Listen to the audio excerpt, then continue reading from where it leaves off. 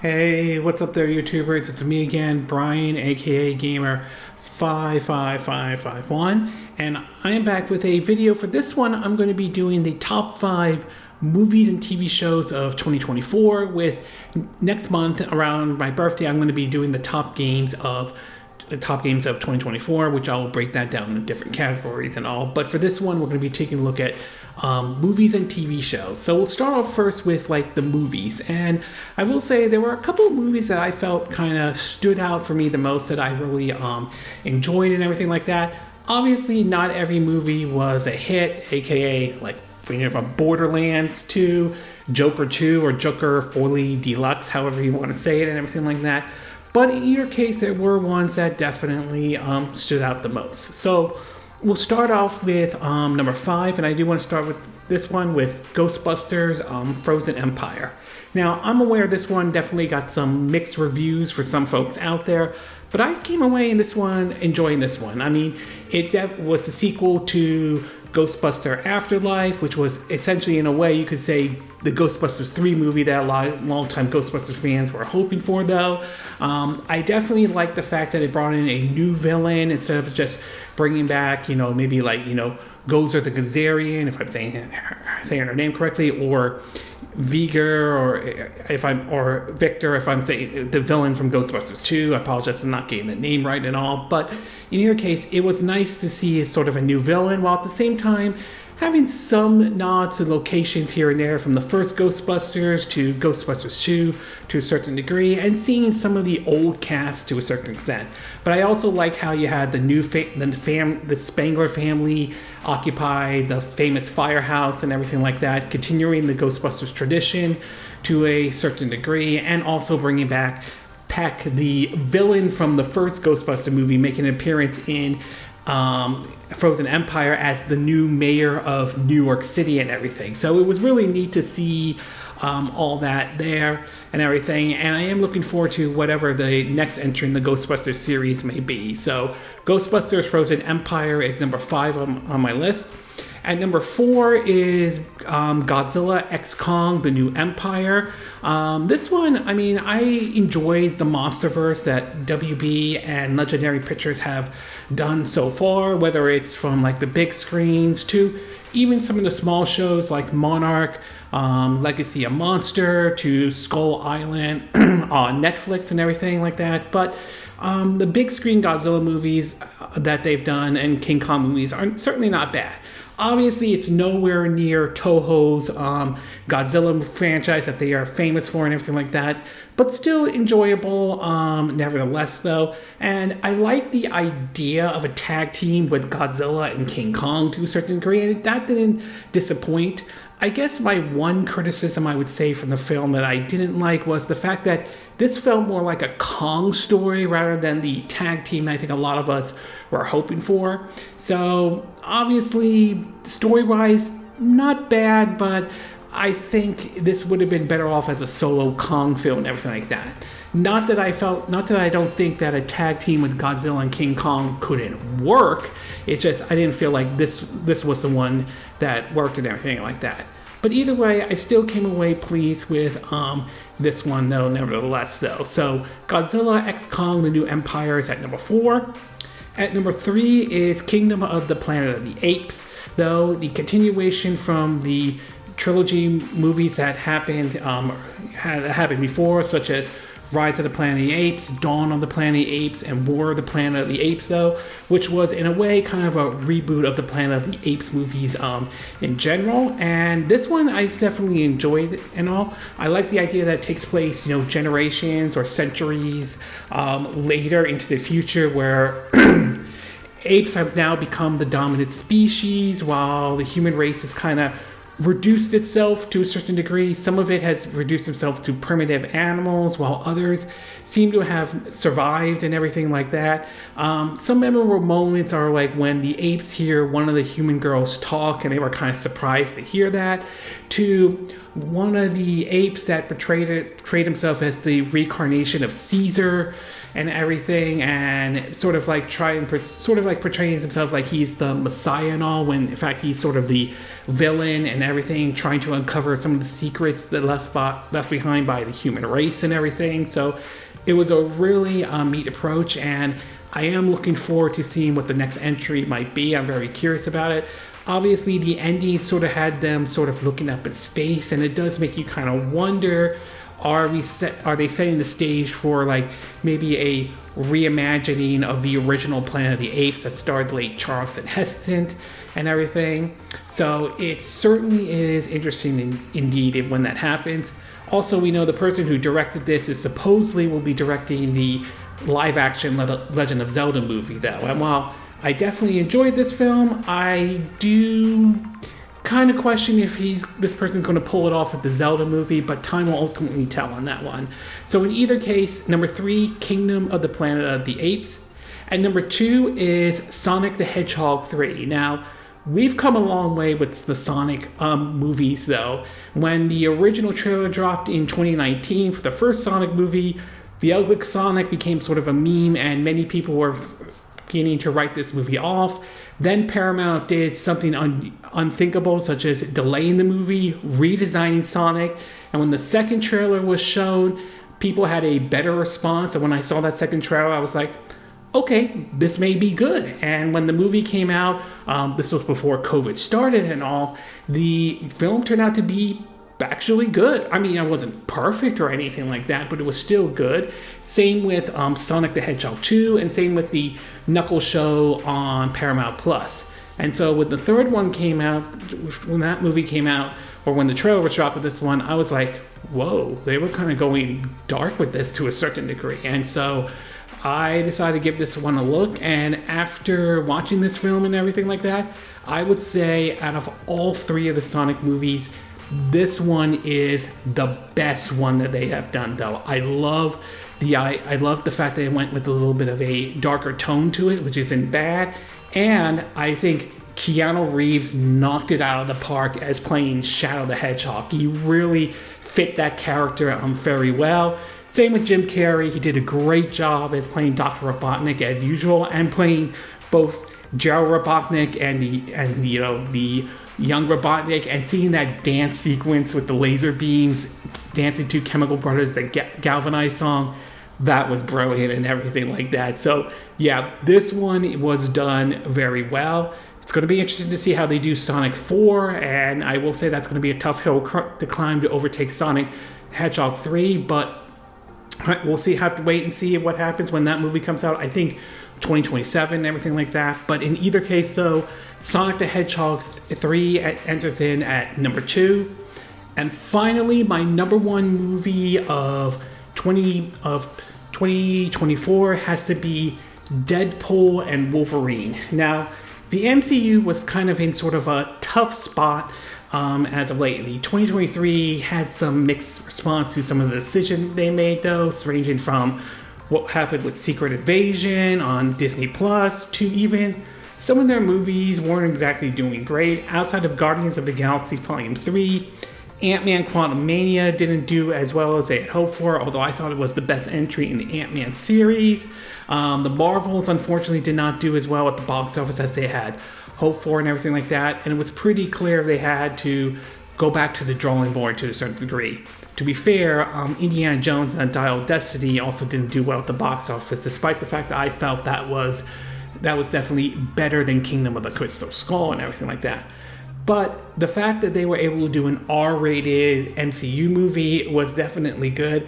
And once again, Ryan Reynolds delivered very well as basically Deadpool, with the fourth wall breaking, in terms of, poking fun at the MCU in general, calling himself like Marvel Jesus and everything like that. And seeing Hugh Jackman return to revise the role as Wolverine, including one scene where he finally puts on the famous mask that for the Wolverine costume and everything like that. It was definitely done well and everything like that, and I'm very curious to see how Deadpool would be in any future MCU movies, whether that happens or not. So in either case, though, Deadpool and Wolverine is my number 1 movie in 2024 and all. Okay, we're going to take a quick break, and when we get back, we'll get to part 2, and this one will be my favorite TV shows of 2024. So we'll take a quick break, and we will be right back.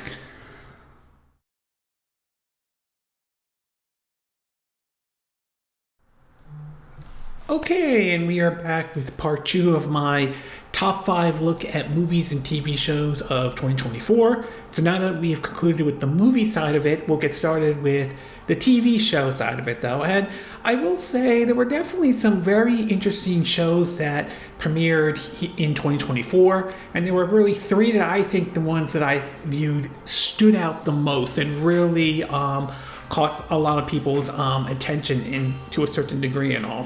But there were also some other shows that I thought did very well too, to be exact.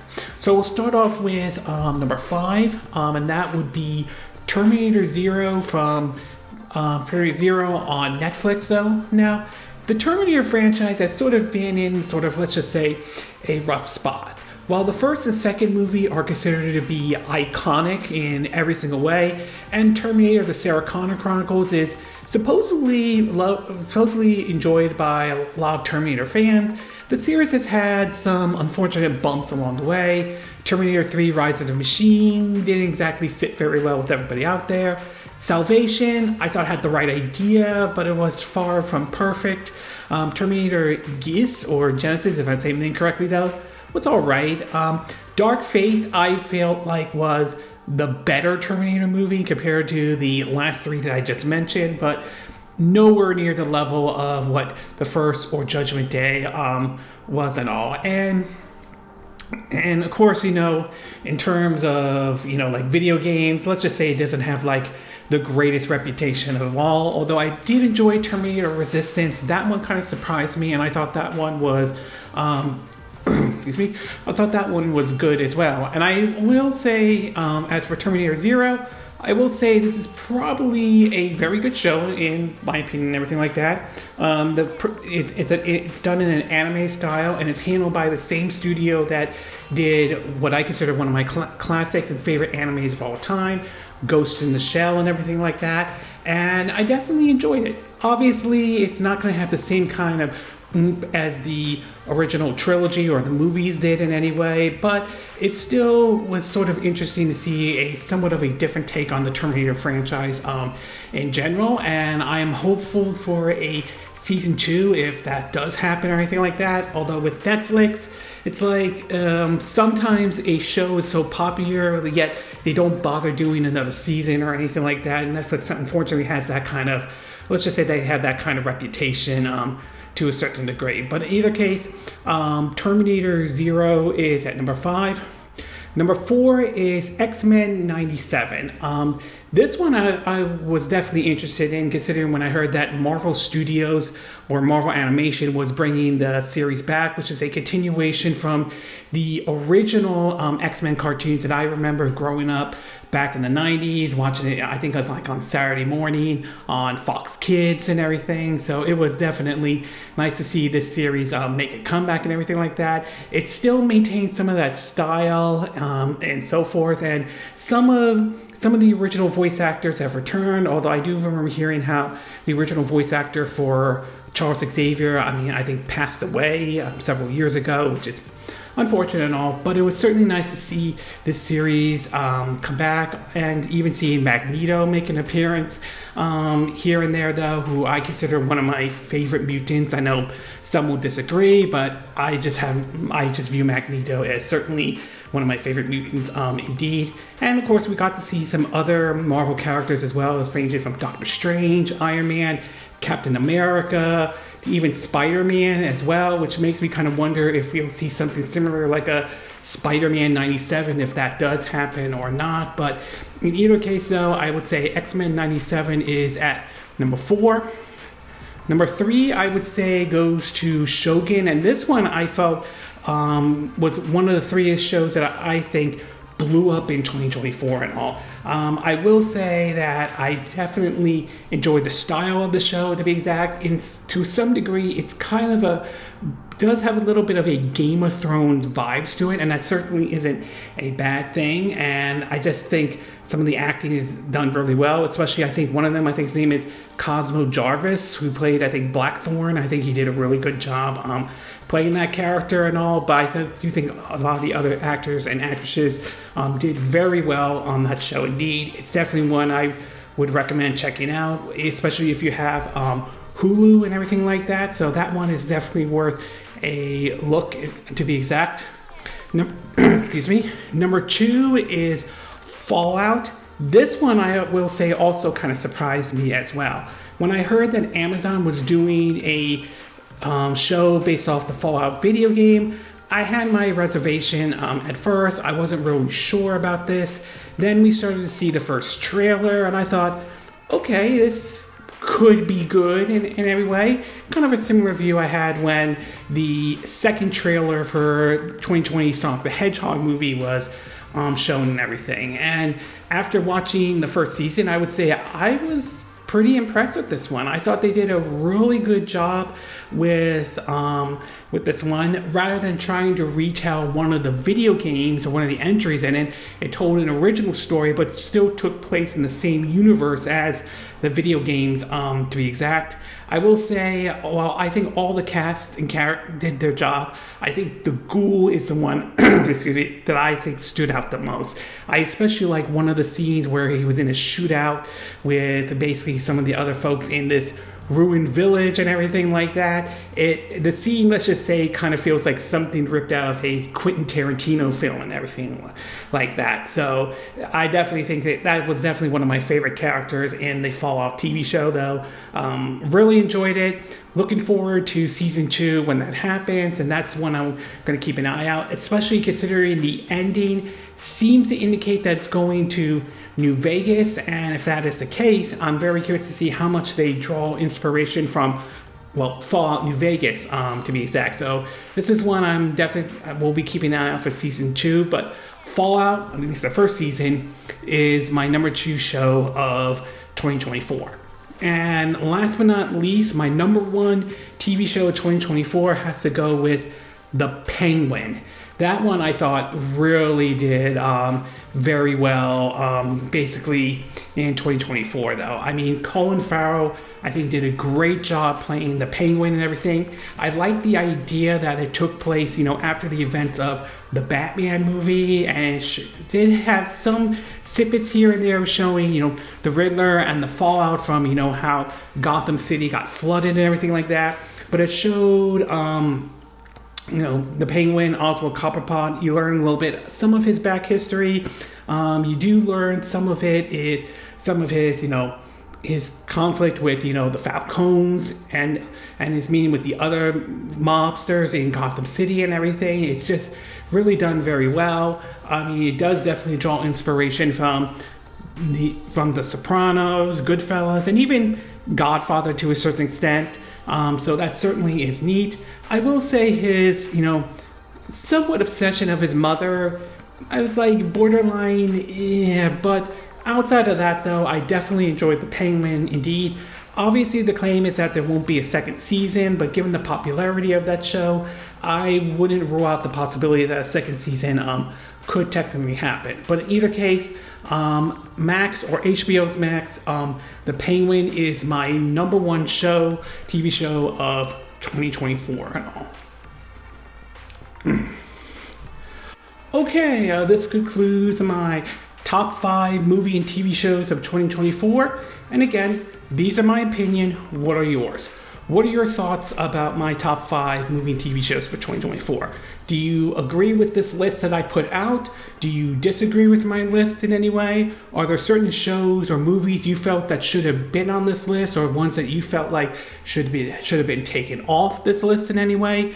Do you agree with what I said in this video? Do you disagree? Do you have a difference of opinion? As always, sound off on the comment section below. Let me know what you think. And if you do like this video, I hope you hit the like button. I would appreciate it. And I hope you do subscribe to my YouTube channel. If you do, make sure you hit the bell icon for notifications of any new videos I put up.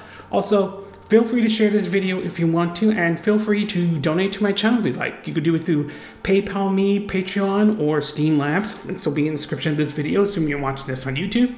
And I will see you again next time when I do another video. Hopefully that'll be soon. Excuse me. Until then, from Southern California, I wish you all a good day then. Bye.